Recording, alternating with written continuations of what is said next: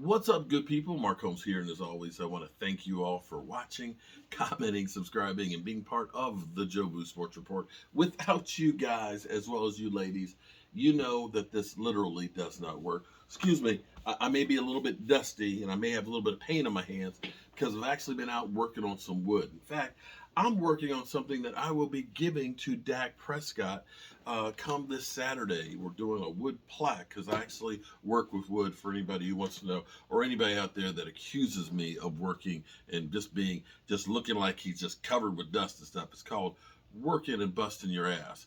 And that's what I do in life. So I give everything my all, be it here on YouTube, or be it there in the workshop, or be it with my family, or whatever else it is. I give it my all. And unfortunately, there's not enough hours in the day to do everything. So I just put a coat of paint on the plaque that was working, and I had to come down here because I'm as excited as hell. Oh my God. One thing you can say about the Dallas Cowboys, okay? Well, there's a lot of things you can say about the Dallas Cowboys, and not all of them are good. In fact, a lot of them kind of piss you off. But the Cowboys are true to character, and they don't change jack for nobody. Even when the whole world is falling apart from the things that you used to do, they're going to still be consistent to a point. We can see that free agency is, this is the thing right now. Free agency and bringing in players to try and make a run. Cleveland Browns figured, let's go get Deshaun Watson because Baker Mayfield's not the trick and we don't have time to wait and draft another guy. The Denver Broncos, who, mind you, did this with Peyton Manning before and hope that lightning strikes twice, and bringing in, of course, Russell Wilson will help win, following the path of Matthew Stafford with the Rams as well as Tom Brady with Tampa Bay.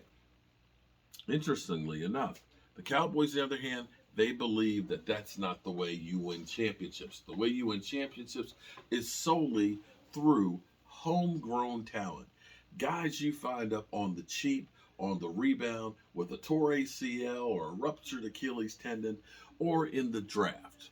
Now, one thing about the Dallas Cowboys is, generally speaking, they like to get to know you before they draft you. And you can look back through almost everybody they draft, especially high in the draft, they've come in for a visit. So that is truly a window into the soul of the Dallas Cowboys. Now, one thing that I have been literally pounding the table on forever with the Dallas Cowboys, because I'm old school. I'm old school.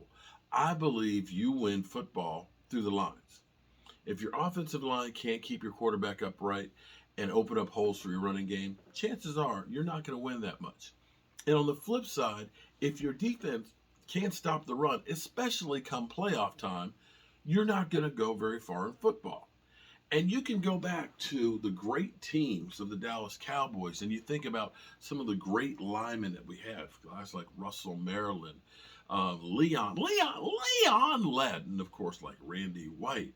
The Dallas Cowboys' identity was always that front seven that was going to beat you and pound you into submission. And that has been missing from the Dallas Cowboys since the 90s.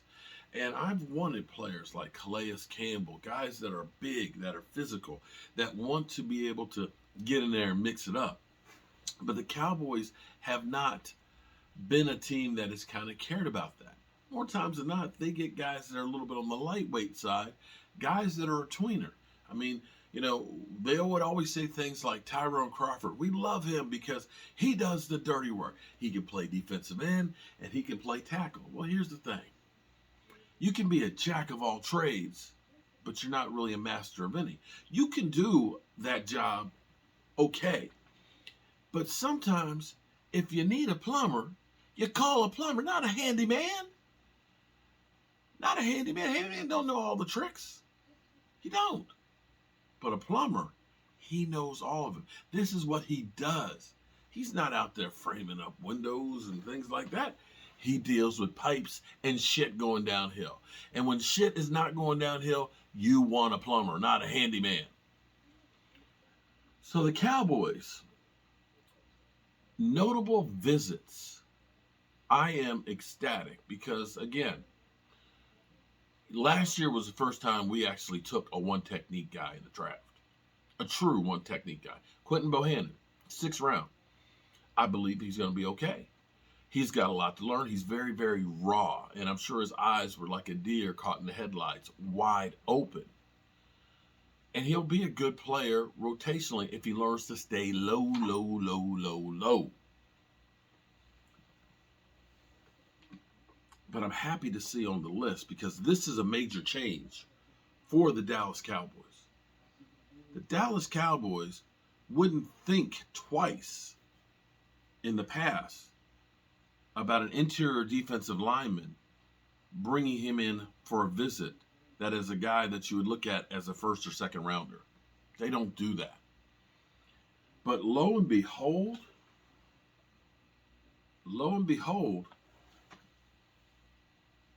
they got Jourdan Davis. And see, when you say his name, you got to get deep. When you say Jourdan Davis, you got to put some respect on that name. Jourdan Davis was the combine workout warrior, a beast. Now, I'm not usually one that gets swayed by, a guy that just has a great workout. But Jourdan Davis is 6'6" tall, 341 pounds. Be still my beating heart. He's a big man in the middle. He's still raw.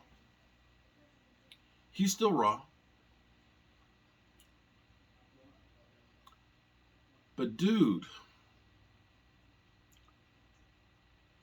ran a 4.78 40. That's faster than Pat Mahomes. I want you to understand that. It has a vertical leap of 32 inches. See, when you're that big and you jump 32 inches off the ground, when you land, you feel the ground shake. Not like an earthquake, but you feel a vibration, that boom. Dude,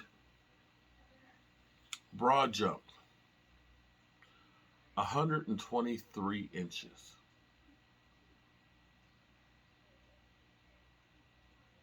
For those who don't know, that's 10 foot 3 inches.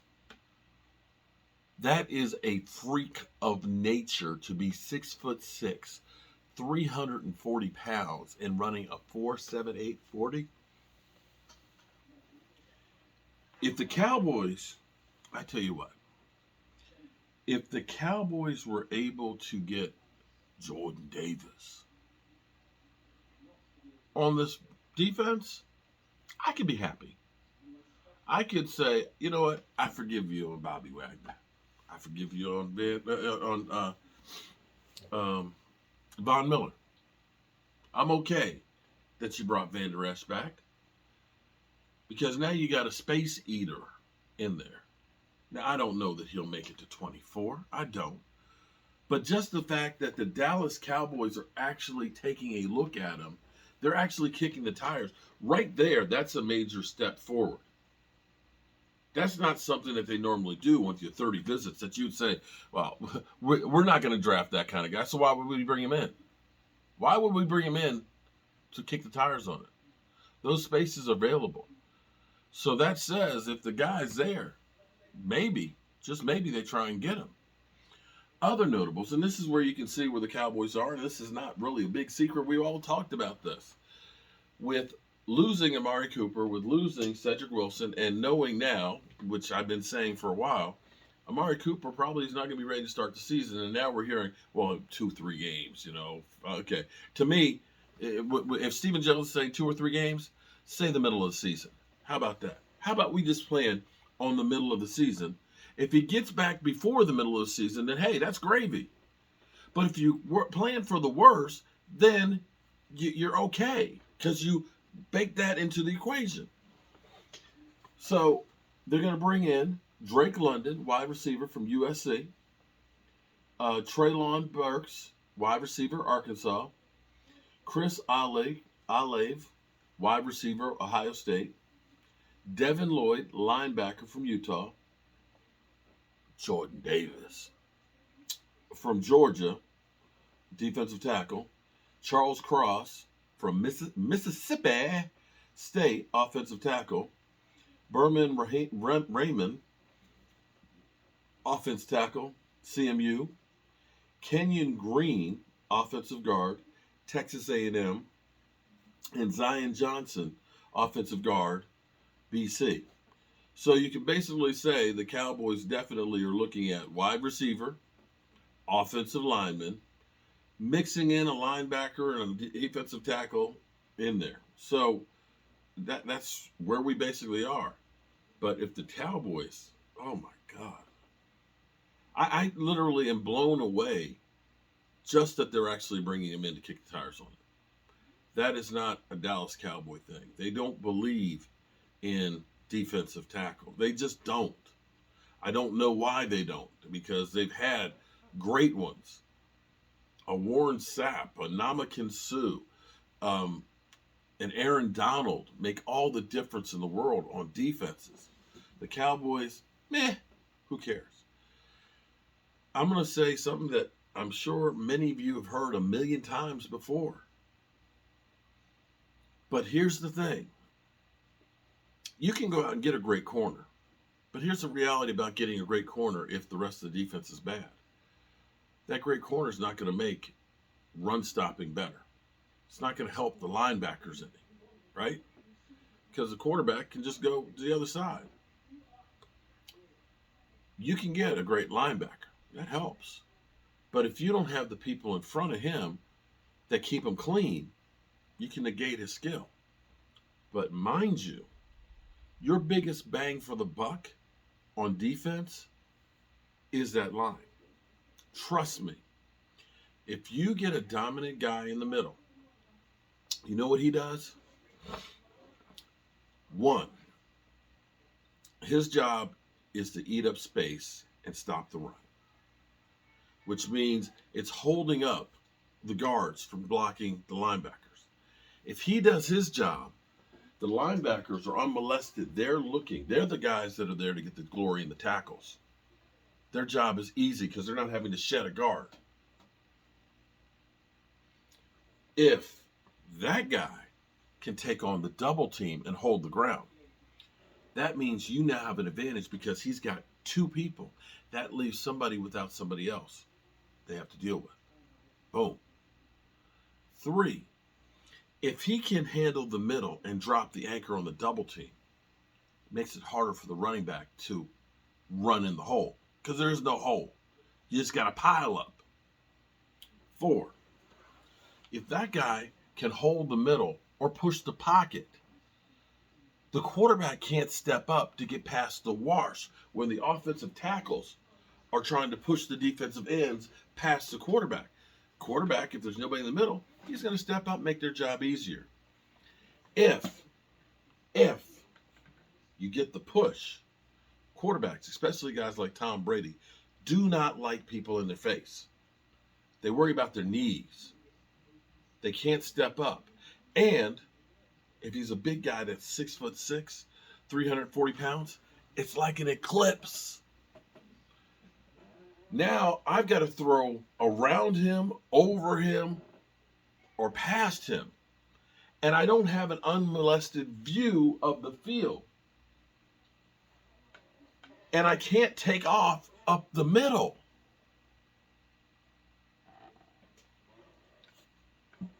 5.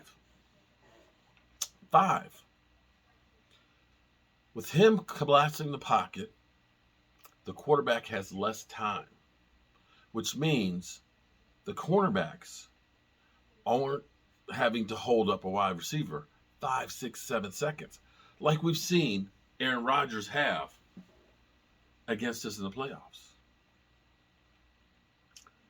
And if you stop that run and make a team one-dimensional, and if this guy can do the pass rushing, you have to blitz less.